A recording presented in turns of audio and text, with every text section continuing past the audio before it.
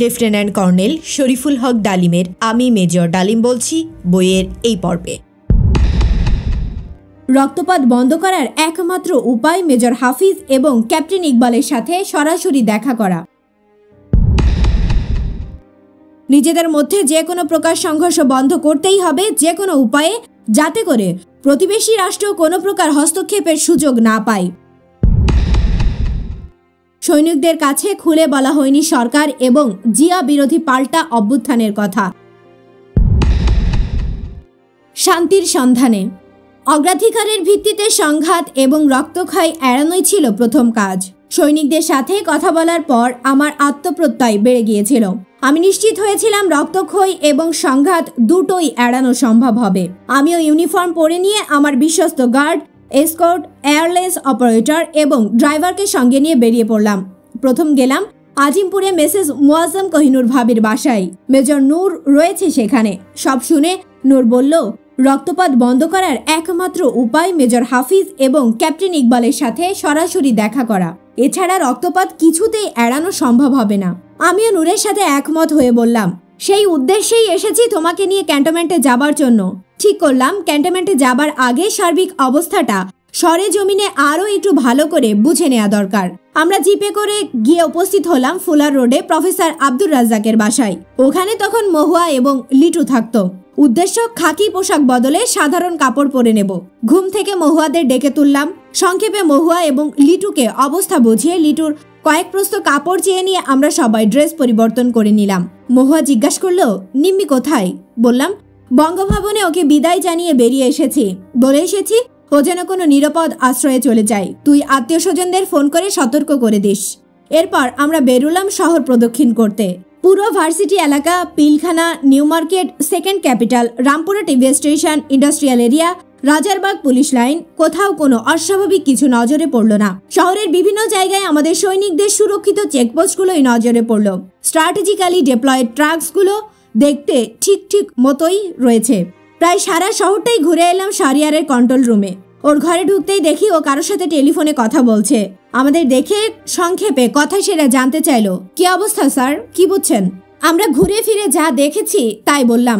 শাহরিয়ার জানালো তার খবরাখবরে প্রায় একই রকম, তবে সাভারে বুস্টার স্টেশনের সাথে যোগাযোগ বিচ্ছিন্ন হয়ে গেছে অজানা কারণে।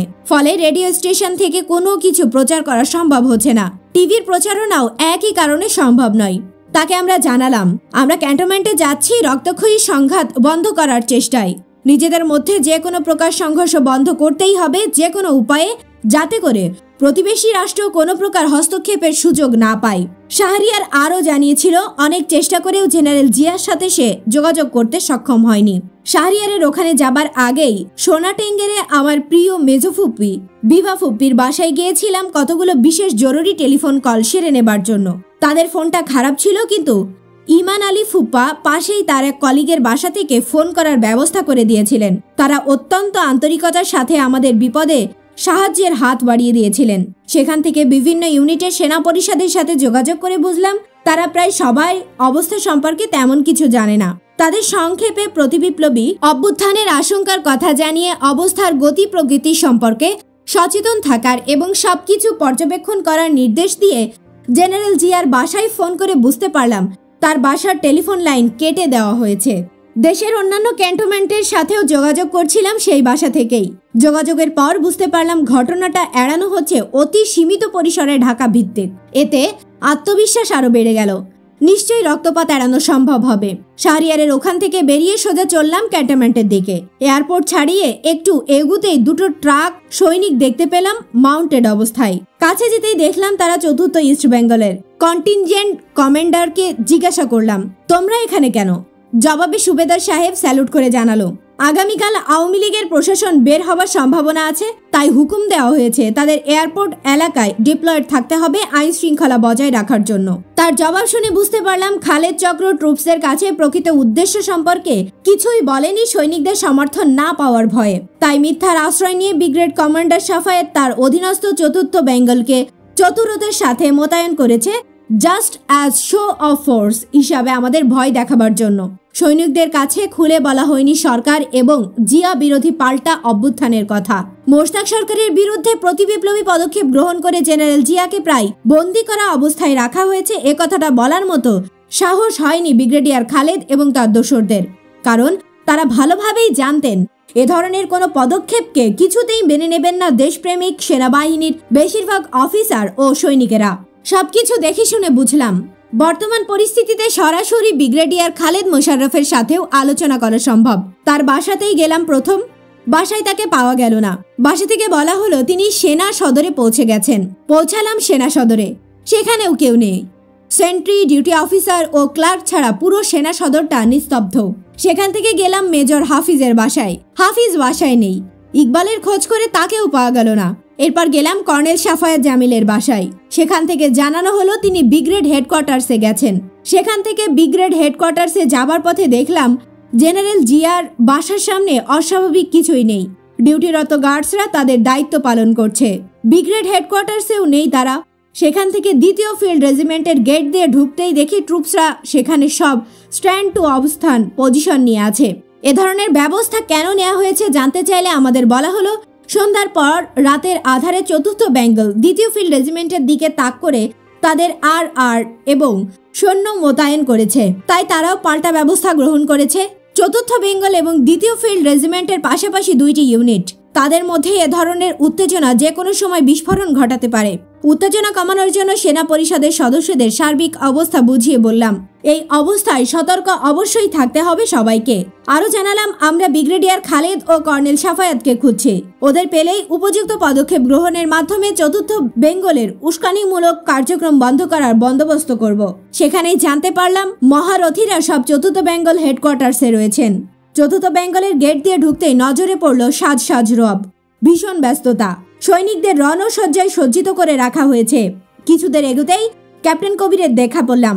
একটি SMG কাঁধে ঝুলিয়ে সে এদিক সেদিক ছোটাছুটি করছে। আমাকে দেখে এগিয়ে এলো কবির। তাকে জিজ্ঞাসা করলাম, where is brig Khaled and co Shafayat? They all here sir, জবাব দিল কবির। কবিরের সাথে কথা বলছিলাম এমন সময় ল্যান্সার্সের ক্যাপ্টেন নাসের এসে উপস্থিত হলো। আসসালামু আলাইকুম, ওয়েলকাম স্যার বলেই করমর্দনের জন্য হাত বাড়িয়ে দিলেন ক্যাপ্টেন নাসের। কিছুটা অপ্রস্তুত হয়েই করমর্দন করলাম আমি ও নূর। স্যার, মোশতাক এবং জিয়াকে দিয়ে আমাদের কোনো উদ্দেশ্যই সফল করা সম্ভব হবে না। Both of them are self centred and hypocrite. They are not the right kind of people sir. তাই আমরা ওদের অপসারণ and I am sure both of you should be definitely with us. ওকে অনেকটা থামিয়ে দিয়েই বললাম, ইজ ব্রিগেড খালেদ অ্যারাউন্ড? সবাই এখানেই আছেন। মেজর হাফিজ এবং ক্যাপ্টেন ইকবালও রয়েছেন এখানে। Naser, do me a favour, please find out Hafiz and tell him I would like to talk to him. Okay sir, আমি এক্ষুনি যাচ্ছি তাকে নিয়ে আসার জন্য। আপনারা ততক্ষণ অ্যাডজুসেন্টের অফিসে অপেক্ষা করুন বলে চলে গেল নাসের। অ্যাডজুসেন্টের ঘরে ঢুকে দেখি ইউনিফর্ম পরা অবস্থায় কর্নেল আমিনুল হক, বীর উত্তম ও লেফটেন্যান্ট মনিরুল ইসলাম চৌধুরী বিষণ্ণ হয়ে চুপচাপ বসে আছেন। কর্নেল আমিনকে জিজ্ঞাসা করলাম, কি ব্যাপার স্যার, আপনাদের এই দশা কেন? WhatsApp? You must be joking at our miserable plight, isn't it Dalim? তুমি কি সত্যিই বুঝতে পারছো না ইউনিট কমান্ডার এবং অ্যাডজুসেন্ট হয়েও নিজেদের ব্যাটালিয়ানেই আমাদের এমন নিষ্ক্রিয় অবস্থায় বসে থাকতে হচ্ছে, তার মানেটা কি? কিছু মনে করবেন না স্যার, আজকের এই পরিস্থিতির জন্য দায়ী কে? এমন কিছুই যে ঘটতে পারে সেটা তো অজানা ছিল না আপনাদের অনেকেরই। সময় মতো অ্যাকশন না নেবার ব্যর্থতার জন্য আজ এই পরিস্থিতির সৃষ্টি হয়েছে, তাই নয় কি? আমার প্রশ্নের ইঙ্গিত বুঝে কর্নেল আমিন চুপ হয়ে রইলেন। বস্তুত কর্নেল আমিন ও লেফটেন্যান্ট মুন্নাকে বিশ্বাসযোগ্য মনে না করাই তাদের প্রায় বন্দি অবস্থাতেই রাখা হয়েছে তাদের নিজস্ব ইউনিটেই। খবর পেয়েই হাফিজ এবং ইকবাল এলো। আমাদের নিয়ে গিয়ে বসলো পাশের একটা খালি কামরায়। এ কি করলে হাফিজ? শেষ পর্যন্ত অঘটনটা ঘটিয়েই ছাড়লে। অঘটন বলছো কেন? জিয়া এবং মোশতাকের ঘোরেলে মনের পরিচয় পাবার পরও তারা যে আমাদের উদ্দেশ্যাবলী সম্পর্কে মোটেও আন্তরিক নয়, সেটা তোমরা বুঝেও মেনে নিতে পারছো না কেন? Both of them are betraying our cause. উল্টো প্রশ্ন করলো হাফিজ। ওদের বাদ দিয়েই এগুতে হবে। আওয়ামী লীগের গড়া সংসদকে আরও কাল বিলম্ব না করে ভেঙে দিতে হবে। এই সঠিক উদ্যোগের বিশেষ করে তোমার, নূর, পাশা, হুদা, রাশেদ, শাহরিয়ারের মাধ্যমে সেনা পরিষদের সমর্থন এবং সহযোগিতা পাবো আশা করছি আমরা। আমি জানি ব্রিগেডিয়ার খালেদ সম্পর্কে তোমাদের যুক্তিসঙ্গত রিজার্ভেশনস আছে, সেগুলো আমিও অস্বীকার করছি না, কিন্তু এরপরও ব্রিগেডিয়ার খালেদের চিফ হবার লাইফ লং অ্যাম্বিশন ফুলফিল করে দিলে জিয়ার তুলনায় তাকে দিয়ে মোর এফেক্টিভলি কাজ করানো যাবে। দেখো হাফিজ, আমি স্বীকার আগেও করেছি, এখনো করছি। অনুরূপভাবে আমাদের লক্ষ্য অর্জনের ক্ষেত্রে আমাদের নিরাশ হতে হচ্ছে জেনারেল জিয়া এবং প্রেসিডেন্ট মোশতাকের জন্য। শুধু তাই নয়, অনেক ক্ষেত্রে প্রতিবন্ধকতারও সৃষ্টি করেছেন তারা, বুঝেই হোক আর না বুঝেই হোক। কিন্তু তাই বলে হঠাৎ করে এ ধরনের একটা পদক্ষেপ গ্রহণ করে আর্মির মধ্যে একটা বিভেদ সৃষ্টি করে অপশক্তিকে সুযোগ করে দিতে হবে two state back and reserve the process, সেটা কিছুতেই যুক্তিসঙ্গত হতে পারে না এবং আমাদের কাছেও সেটা গ্রহণযোগ্য নয়। তা যাক, এ নিয়ে অনেক তর্ক বিতর্ক হয়েছে। আমার ধারণা এ সমস্ত বোঝাবুঝির সময় পার হয়ে গেছে, কারণ যা অঘটন ঘটানোই সম্ভব হতো না সেটাই ঘটিয়ে বসেছ তোমরা। এই অবস্থায় কোনো রক্তপাতের সূত্রপাত যাতে না ঘটে তার জন্যই আমরা স্বেচ্ছায় ছুটে এসেছি। এখন চলো ব্রিগেডিয়ার খালেদ ও কর্নেল সাফায়াতকে সঙ্গে নিয়ে সবাই মিলে আলোচনার মাধ্যমে ঠিক করা যাক এই সংকটের রাহুগ্রাস থেকে দেশ ও জাতিকে কি করে উদ্ধার করা যায়। এ বিষয়ে যদি কোনো আপত্তি থাকে তবে সেটাও বলো পরিষ্কার করে, সেক্ষেত্রে আমরা ফিরে যাব। এরপর যা হবার তাই হবে। সার্বিক অবস্থার বিশ্লেষণের পর আমার এবং নূরের বিশ্বাস জন্মেছিল আলোচনার প্রস্তাব কিছুতেই না মানা সম্ভব না খালেদ চক্রের কাছে, কারণ তাদের বিশেষ করে হাফিজ এবং ইকবালের অজানা ছিল না। ঢাকায় তো বটেই, অন্যান্য সেনানিবাসগুলোতেও সেনা পরিষদের শক্তি ছিল তুলনামূলকভাবে তাদের চেয়ে বেশি। কি যেন ভাবলো হাফিজের পর। ঠিক আছে, তাই হবে, চলো আমাদের সাথে। হাফিজ, আমি, নূর এবং ইকবাল ঘর থেকে বেরিয়ে এলাম। বাইরে বেরোতেই দেখি ব্রিগেডিয়ার খালেদ এবং colonel Safayat, brigadier Moin, captain Naser, brigadier Nuruzzaman, colonel Rauf, colonel Malik প্রমুখ সবাই অফিস ব্লকের সামনে লনে দাঁড়িয়ে আলাপ আলোচনা করছেন নিজেদের মধ্যে। আমরা এগিয়ে যেতেই তারা কথাবার্তা বন্ধ করে দিলেন।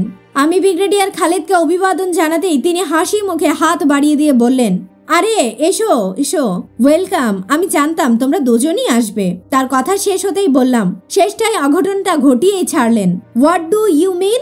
It's not my doing, believe you me darling, it is theirs doing. These young officers, they think Jia can't deliver.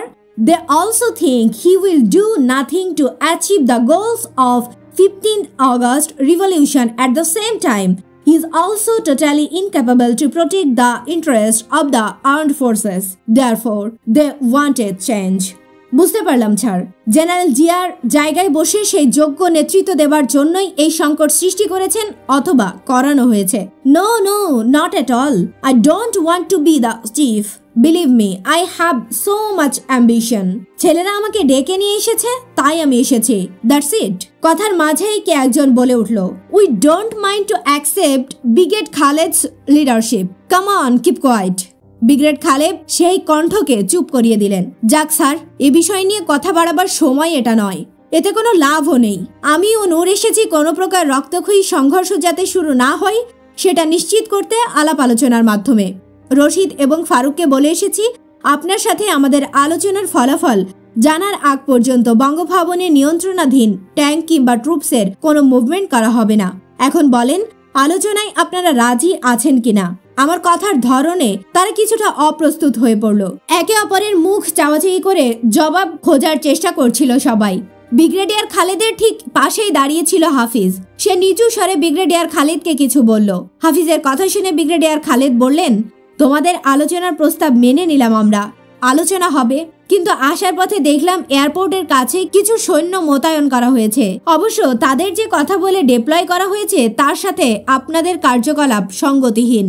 যাক, সেটা অন্য বিষয়। কিন্তু চতুর্থ বেঙ্গলের উস্কানিমূলক ডিপ্লয়মেন্টকে কেন্দ্র করে দ্বিতীয় ফিল্ড রেজিমেন্টে যে ভয়ঙ্কর উত্তেজনা সৃষ্টি হয়েছে সেটা প্রমাণিত না করলে যে কোনো মুহূর্তেই বিস্ফোরণ ঘটতে পারে, আর সেটা ঘটলে আমাদের আলোচনার কোনো সুযোগই থাকবে না। তাই আমার অনুরোধ খালেদ ভাই, আপনি আলোচনায় বসার আগে চতুর্থ বেঙ্গলকে নির্দেশ দেন অবিলম্বে স্ট্যান্ড ডাউন করার। আমার কথার গুরুত্ব অনুধাবন করে ব্রিগেডিয়ার খালেদ কর্নেল সাফায়াতকে নির্দেশ দিলেন চতুর্থ বেঙ্গলকে স্ট্যান্ড ডাউন করানোর জন্য। কর্নেল সাফায়াত চলে গেলেন নির্দেশ কার্যকারী করতে। বইটির ধারাবাহিক অডিও বুক শুনতে চ্যানেলটি সাবস্ক্রাইব করে সাথে থাকুন। ভালো থাকবেন।